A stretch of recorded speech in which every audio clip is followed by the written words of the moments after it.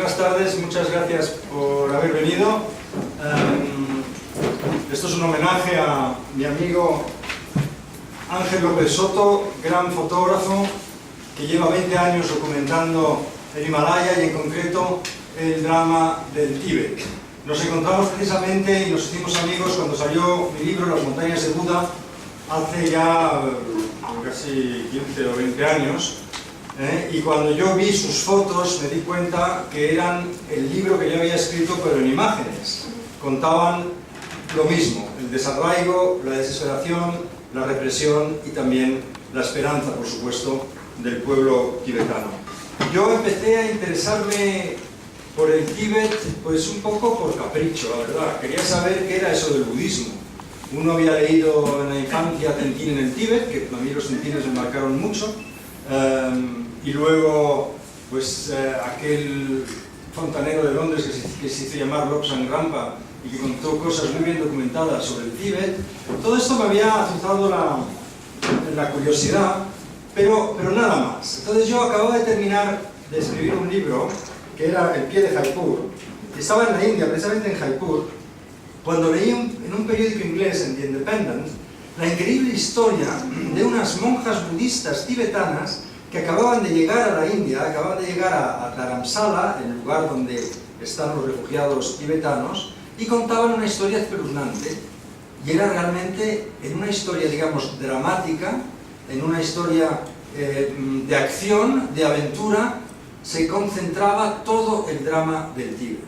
Entonces me llamó tanto la atención que quise ir a conocerlas, ¿no? Estas dos monjas budistas de 15 y 18 años, dedicadas a la meditación y que sin embargo osaron desafiar el poder de los chinos, se conocieron en la cárcel donde habían sido condenadas a 3 años de reclusión firme. ¿Por qué crimen tan horrible? Habían gritado durante 15 segundos en las calles de Lhasa: ¡Viva el Dalai Lama! Ese fue el crimen. Ese fue el grito de protesta que les valió, además del encerramiento en celdas de castigo, unas torturas inimaginables que no voy a contar aquí. Al cumplir su condena, decidieron hacer lo que hacen muchos otros tibetanos, que es huir del Tíbet. Cruzaron el Himalaya a pie y de noche junto a un grupo de refugiados entre los que se encontraba un niño y un anciano. A la hora en la que estamos ahora, este flujo constante de refugiados que lleva ya 50 años existiendo ocurre todavía. Mientras que estamos aquí hablando tranquilamente, hay grupos de tibetanos que están arriesgando sus vidas, a veces prácticamente calzados con zapatillas deportivas y cruzando el Himalaya porque no pueden vivir en su tierra. Fui a Dharamsala, como os contaba, en el norte de la India, donde el Tíbet tradicional ha plantado sus raíces en el exilio. Yo quería conocerlas. Les pregunté cómo se habían atrevido a salir a la calle y a manifestarse, conociendo la virulencia de la represión que existe en el Tíbet. Pues son tremendos, y todavía eso, desgraciadamente, va a peor, ¿no? Me dijeron, no, pues nos pusimos toda la ropa que teníamos para amortiguar los bastonazos que sabíamos íbamos a recibir de los policías. Y eso te lo dicen siempre con una sonrisa angelical, ¿no? Me cautivaron enseguida su alegría y el sentido del humor de estas chicas. Esas mujeres son un ejemplo de coraje que ya no parece de esta época. Son dulces y fuertes, auténticas tibetanas, rebeldes no violentas de las que se dice en el Alto País que son suaves como gatas pero duras de retorcer como el cuello de un yak. Nunca, en las numerosas entrevistas que he tenido con ellas para la investigación de mi libro Las montañas de Buda, que publicó Seix Barral aquí en el 97, las he oído quejarse, apiadarse de sí mismas o decir algo contra los chinos. Casi más bien al contrario, sienten compasión por sus torturadores, como si estos fuesen las primeras víctimas a las que hay que combatir. Al revivir los momentos más espantosos de sus vidas, sentían un bochorno enorme y un pudor tremendo.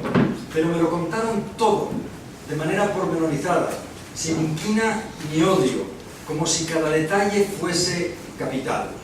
Son conscientes de que sus palabras son su única arma, lo único que les queda, de que la fidelidad de sus descripciones constituye su pequeña gran revancha contra el poder opresor de los chinos. Me contaron cómo en el Tíbet las mujeres están tomando el relevo a los hombres en la resistencia, más ligadas a la tradición que ellos, por la posición primordial que tienen respecto a la familia. Las jóvenes tibetanas se consideran responsables de la preservación de su propia cultura. Para muchas, la mejor manera de asegurar esa continuidad es convertirse en monjas. Siempre un religioso puede comprometerse más fácilmente con la acción política que un civil que debe velar por su familia. Me enteré que la mitad de las 120 manifestaciones organizadas en los últimos años lo han sido bajo la iniciativa de monjas cuya media de edad no supera los 22 años. Al colocarse en primera línea de fuego, estas mujeres, tradicionalmente relegadas a un papel de segunda fila, se han ganado el respeto y el reconocimiento de sus compatriotas, que ahora sienten por ellas una admiración sin límite. Ellas, en el fondo, representan lo que se niega a desaparecer del otro lado del Himalaya: el espíritu de resistencia, la fe, el alma del Tíbet, todo lo que podemos ver en las fotos de López Soto. Cuando salieron de la cárcel, Kinsom, la mayor de las monjas, tenía 22 años. Como regalo de despedida la sacaron sangre a la fuerza, lo que, unido a las privaciones y las torturas, la dejaron exhausta y tan débil que apenas consiguió llegar a la aldea de su familia. Su amiga y compañera de viaje se llama Yandol, nombre que significa, los tibetanos son muy floridos, liberación por la melodía. Tiene ojos color de miel y una sonrisa de niña traviesa e inteligente. Tenía 19 años cuando salió de la cárcel. 19 años es la edad de las grandes decisiones. Tantos meses en aquel presidio infame les había hecho admitir que sería imposible seguir viviendo en el país donde habían nacido, en el Tíbet, aún después de ser liberadas. Sería como vivir en una cárcel sin barrotes, vigiladas de cerca por los comisarios políticos, imposibilitadas para seguir practicando su fe. La huida se había hecho imperativa. El exilio, como para tantos otros compatriotas, se había hecho una necesidad. En la sordidez de las mazmorras, habían soñado con cruzar a pie las montañas más altas del mundo para reunirse con su jefe espiritual y político, un monje budista llamado Océano de Sabiduría, conocido en el mundo como Dalai Lama. Reunirse con él, ni que decir tiene, es el sueño de todos los tibetanos. ¿Cuántos compatriotas suyos debían su supervivencia a la infatigable protección de este monje que vive a caballo entre la espiritualidad y la política? ¿Cuántas veces, recorriendo el país para investigar las montañas de Buda, los tibetanos me han mostrado la foto escondida del Dalai Lama como prueba inalterable de lealtad al hombre que representa su país y su religión y que los chinos tachan de lobo en piel de cordero? Ayer nos contaba Wang Chen como él mismo había sido arrestado y llevado al calabozo porque le habían descubierto una foto así de pequeña en la mochila cuando estaba en el Tíbet. Y estas fotos, hay una foto de Ángel López Soto que está aquí en la exposición, donde se ve el tipo de amuleto con la fotito del Dalai Lama que los tibetanos suelen llevar escondidas o al cuello, ¿no? Las monjas rebeldes, también ellas querían la bendición del Dalai Lama, y aunque era un sueño en la cárcel tan difícil de imaginar como imposible de realizar, se aferraron a él con toda la fuerza de su juventud y sobre todo de su esperanza. Además, había otras razones para evadirse. Aquellas monjas rebeldes querían ofrecer su testimonio, querían hablar de la capital, Lhasa, donde todo intento de protesta es tan duramente reprimido. Querían contar las torturas, el alcoholismo, convertido en una plaga crónica, la prostitución de las tibetanas para poder sobrevivir, y si alguno de vosotros ha estado en Lhasa, eso es muy fácil de ver porque yo creo que yo nunca he visto una ciudad con más prostitución que esa, ¿no? Las esterilizaciones forzadas, el combate de un pueblo convertido en minoría en su propio territorio, como nos contaba ayer Wang Chen. Hay 6 millones de tibetanos y ahora creo que hay 10 millones de chinos viviendo en el Tíbet. Querían contar la realidad del Tíbet, un país soberano e independiente, no hay que olvidarlo, hasta 1949, fecha en la que los chinos lo invadieron por razones extranjeras. Desde entonces, una quinta parte de su población, 1.200.000 tibetanos, han muerto de inanición o a causa de los malos tratos. 6.254 monasterios han sido arrasados. Debería decir 6.255 porque uno de ellos, Larungar, un monasterio enorme, ha sido arrasado hace un mes exactamente. Y han mandado a todos los monjes a otros lugares, y ha habido unos vídeos en Twitter y en Facebook absolutamente degradantes y humillantes, donde han hecho bailar a estas monjas que habían sacado del Arungar bailar en una especie de coro en un teatro, ¿no? 60% del patrimonio literario ha acabado en la hoguera. 1 de cada 10 tibetanos ha pasado por la cárcel. Como un laboratorio de técnicas de tortura fue descrito el Tíbet por el grupo de vigilancia de derechos humanos Asia Watch. Una civilización vieja de 2000 años está siendo llevada al borde de la extinción. Una noche gélida de noviembre de 1993, Kinsom y Yandol trocaron sus hábitos contra gruesas ropas de invierno y pagaron una fuerte suma a un guía que se comprometió a llevarlas hasta la libertad, hasta Nepal y luego la India. Se fueron sin decir nada a sus padres para evitarles represalias, a sabiendas de que no les volverían a ver más. Fue un viaje épico. Es el viaje que cuento en las montañas de Buda, ¿no? Un viaje como los de la Edad Media, un viaje plagado de peligros de todo tipo. Como pude enterarme al entrevistar a los miembros del grupo, un niño al que se congelaron los dedos del pie, un anciano y unos guerreros campas, que por cierto otras de las fotos de Soto son de los guerreros campas, ¿no? De no ser por un encuentro fortuito a 5.000 metros de altura con un médico español aficionado al montañismo, el viaje hubiera acabado en tragedia. Iban vestidos con chaquetitas y zapatillas tipo Bamba, como si fuesen a pasear por las Ramblas de Barcelona, me contó el médico aquel. Por las noches la temperatura caía a 15 y 20 grados bajo cero, y ellos dormían al raso. Esas montañas de Buda fueron también el escenario de otro viaje similar, que realizó el Dalai Lama en 1959 cuando tuvo que exiliarse. El dios rey llegó a la India a lomos de un yak, enfermo y desmoralizado, huyendo de las tropas chinas que acababan de invadir el Tíbet. El primer oficial indio que le recibió en la frontera era un Bhotia, una de las tantas etnias que habitan la India, ¿no? Es una etnia budista que vive en las montañas de Sikkim. Este hombre era muy devoto y ver a su dios rey en tal estado le produjo una profunda desazón. Quiso quedarse a su lado para guiarle por los vericuetos de su nueva vida en la India, y el Dalai Lama terminó por nombrarle su ayudante de campo. Fíjate la casualidad que el hijo de este oficial Bhotia acabó siendo embajador de la India en España. Fue él que me introdujo a la prodigiosa historia de la defensa y la reconstrucción del universo tibetano, y también a la historia del Dalai Lama. Me acuerdo que fui a verle desesperado porque llevaba intentando reunirme con el Dalai Lama bastantes veces y no lo conseguía. Yo quería una entrevista con el Dalai Lama, que tenía algunas preguntas que hacerle, puesto que en este libro cuento parte de su vida, y no había manera, hasta que por fin fui a ver al embajador, que era muy, muy majo este hombre, gordo, le encantaba comer muchísimo, era un vivant, y me dijo, recuerdo perfectamente, dice, no voy a vivir mucho, me decía, tenía 55 años, murió 2 años después, el pobre. Pero el caso es que esa visita, cuando yo le conté lo que estaba haciendo y lo que quería hacer, me abrió las puertas yo no sé qué hizo, si llamó por teléfono, si mandó, era antes del correo electrónico, mandó un mensaje o algo. El caso es que esa vez llegué a Dharamsala y por fin, después de tantos intentos y de tantos viajes frustrados, me abrió las puertas del entorno del Dalai Lama y pude ir a verlo bastantes veces y pasar tiempo con él, sobre todo.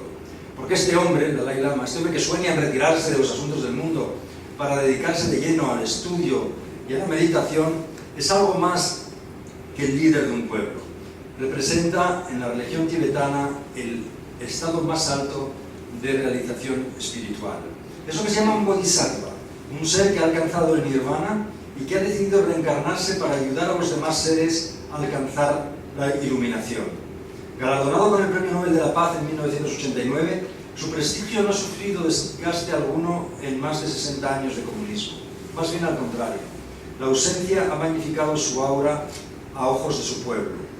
Ha tenido una vida de leyenda. Hijo de unos humildes campesinos, a los 3 años de edad fue reconocido como la reencarnación del Buda de la compasión infinita, santo patrón del Tíbet. Traído en gran pompa a Lhasa, y hay fotos de ese viaje, se educó enteramente rodeado de monjes en un país cerrado a los extranjeros, una sociedad teocrática anclada en el pasado. Tenía 15 años cuando los chinos invadieron su país y cuando asumió las riendas del poder en el Tíbet. Durante una década intentó llegar a un acuerdo con los invasores para evitar el baño de sangre, pero sus esfuerzos no dieron resultado. Para evitar caer secuestrado por los chinos, tuvo que emprender el camino de las montañas hacia el exilio. Tenía 24 años. Desde entonces, en la India, se ha dedicado a que siga brillando la llama del Tíbet como esas lamparitas de aceite en los monasterios que el viento no consigue apagar. Mientras los chinos, en un intento de genocidio planificado, bueno, no es un intento, en una acción de genocidio planificado, quieren borrar todo rastro de cultura tibetana, el Dalai Lama ha conseguido asentar a más de 200.000 refugiados en el exilio que perpetúan una civilización vieja de 2000 años. Han reconstruido las grandes universidades monásticas que tenían en el Tíbet, así como las instituciones más importantes. Han dibujado un nuevo mapa cultural de su país, esta vez en el extranjero.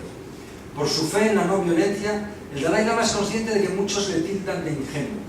Frente a alcaldes, reyes, presidentes y líderes religiosos, en todos los pueblos, ciudades y países del mundo, habla un curioso vocabulario para un jefe de Estado. No es el vocabulario que habla Trump. Habla de serenidad, amor, compasión, tolerancia. Otros, sin embargo, quedan prendados del incansable peregrino, este eterno exiliado que jamás ha pronunciado una palabra de odio contra sus enemigos.